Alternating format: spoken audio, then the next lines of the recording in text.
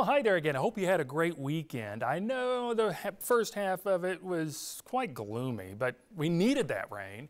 At least the back half, we had a nice finish, didn't we?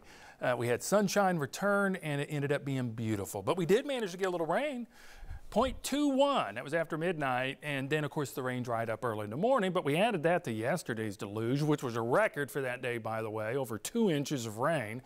We have a surplus for the month already, and for this year, still a deficit, but the deficit mainly has been between September 1st and the end of last month. So we still need quite a bit more, maybe a few more of these slow soaking rains like we had, because that was great. If we had 2-3 inches in an hour, it'd all just run off. That's not what we need. We needed something like happened yesterday, and that's what we got. So December is looking much better now after 3 really dry months, and hopefully we will continue that trend. We do have 3 different systems that'll affect us this week that'll give us a chance of rain, each and every one of those, and I'll get to that in a minute. 39 degrees in La Follette, 35 in Tazewell. These are our lows tonight. They're going to be a little cooler.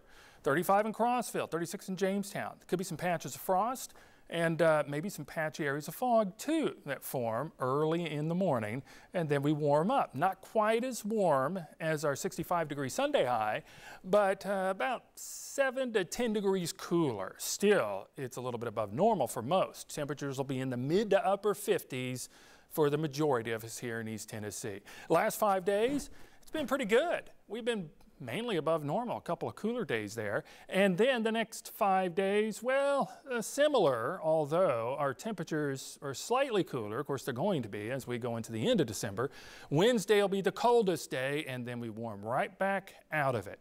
First of 3 systems. This one is kind of a weak swirl that's going to be diving our direction. It is going to be weakening so much that by the time it gets here, it's not going to be a lot with it. So it's going to drop in a little moisture and some clouds too as it approaches. We have a 20% chance of isolated showers developing, primarily north of I-40 and into Kentucky. You can see that's where much of the moisture is. This whole system will just wash itself out as it continues toward the east, and then we have a little break. Another system drops in, this time from the northwest. Has a front associated with it that'll cool us down considerably for at least one day. You saw what happens on Wednesday. Our highs only in the 40s.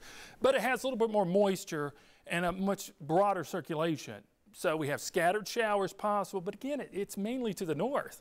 So most of us will probably stay dry. We have a 20% chance there. Rainfall forecast on Monday barely shows 1/10 of an inch for some of the places up into Kentucky, or at least along the line. And then again for the second system, but it'll be mostly below a 1/10 of an inch in spotty areas. However, by the weekend, our third system, it's looking like we could have a little bit better chance of more widespread rain. 39 degrees overnight tonight. Patches of fog and maybe some patch areas of frost in some spots. Showers possible, but partly cloudy, with clouds increasing later as that system drops in close. And those spotty showers will be few and far in between. 56 will be the afternoon high.